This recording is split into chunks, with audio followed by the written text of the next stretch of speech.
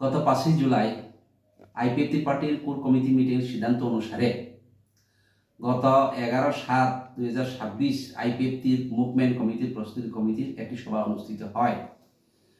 সবাই মূলত 3টি বিষয় নিয়ে আলোচনা করে নিম্নলিখিত সিদ্ধান্তগুলি নেওয়া হয়। অন্যান্য বছরের নেই আগামী 23শে আগস্ট 2026 ত্রিপুরাল্যান্ড দাবি দিবস দিল্লি যন্তর মন্ত্রে উদযাপন করা হবে। এই উপলক্ষে ওই দিন ভারতের সংবিধানের 2 ও 3 ধারা মোতাবেক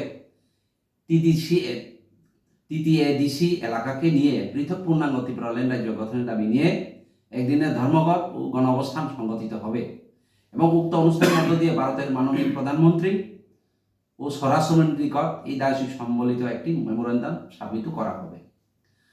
আইপিএফটি পার্টির সমস্ত ডিভিশন কমিটির প্রেসিডেন্ট এবং সেক্রেটারিদের নির্দেশ দেওয়া হয়েছে যে আগামী 19শে জুলাই এর মধ্যে আর্জেন্ট মিটিং ডেকে প্রতি ডিভিশন থেকে ন্যূনতম 5 জন ডিভিশন কমিটির কার্যকরী সদস্য সহ এই দিল অভিযানে অংশগ্রহণকারীর নাম আগামী 20শে জুলাই এর মধ্যে দলের কেন্দ্রীয় কমিটির অফিসে পাঠাতে বলা হয়েছে। এই অনুষ্ঠানের পরিপ্রেক্ষিতে অংশগ্রহণকারীদের ফি এবং কার্যকরী সদস্যদের ডোনেশন ফি বিগত বছরের মতোই নির্ধারণ করা হয়েছে। নোটিফিকেশনের মাধ্যমে তা জানিয়ে দেওয়া হবে।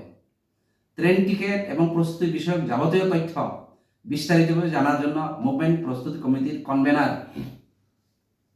আইপিএফটি ইয়ট অর্গানাইজেশনের প্রেসিডেন্ট বিকাশ দেব বর্মা এবং কেশিয়ার অ্যাডভোকেট অমিত দেব বর্মা ট্রেজারার আইপিএফটি ওদের সহিত যোগাযোগের জন্য বলা হয়েছে।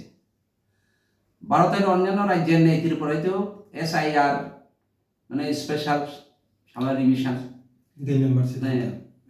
মাধ্যমে নতুনভাবে ভোটার তালিকা সংশোধনের কাজ অফিসিয়ালি শুরু হয়েছে। এটা হচ্ছে আমাদের দ্বিতীয় সিদ্ধান্ত। তার জন্য প্রেসক্রাইব এনুমারেশন ফর্ম সমস্ত পলিটিক্যাল পার্টির নিকট মিটিংয়ের মাধ্যমে দেওয়া হয়েছে। আইপিএফটি দল ইতিমধ্যে এই ফর্ম সংশোধনের দাবি জানিয়ে ইলেকশন কমিশন অফ ইন্ডিয়ার পাশাপাশি রাজ্যের চিফ ইলেকটোরাল অফিসারের নিকট মেমোরেন্ডাম দেওয়া হয়েছে।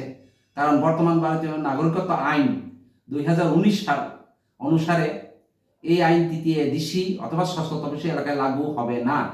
কাজেই তৃতীয় এডিসি এলাকা এবং নন টিটিসি এলাকার এই আইনের প্রভিশন আলাদার কারণে প্রেসক্রাইব এনুমারেশন ফর্মটি তৃতীয় এডিসি এলাকা এবং নন টিটিসি এলাকার নাগরিকত্ব এবং স্থায়ী বাসিন্দার যোগ্যতাও আলাদা হবে।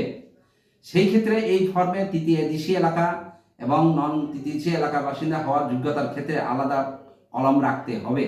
আগামী সপ্তাহে এই বিষয়ে আলাদাভাবে কথা বলার জন্য আমরা আইপিএফটি কেন্দ্রীয় কমিটির পক্ষ থেকে এক প্রতিনিধি দল আমরা দিল্লিতে যাব।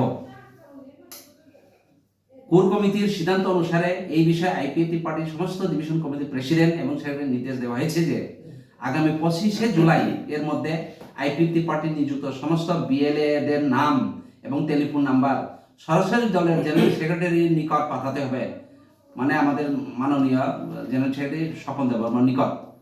এই বিষয়ে বিস্তারিতভাবে জানার জন্য দলের জেনারেল সেক্রেটারি সাহেবের সহিত যোগাযোগ রাখার জন্য সবাইকে বলা হয়েছে। এখন বাংলা খবরকে বিস্তারিত বলে শোনাবেন আমাদের জেনারেল সেক্রেটারি।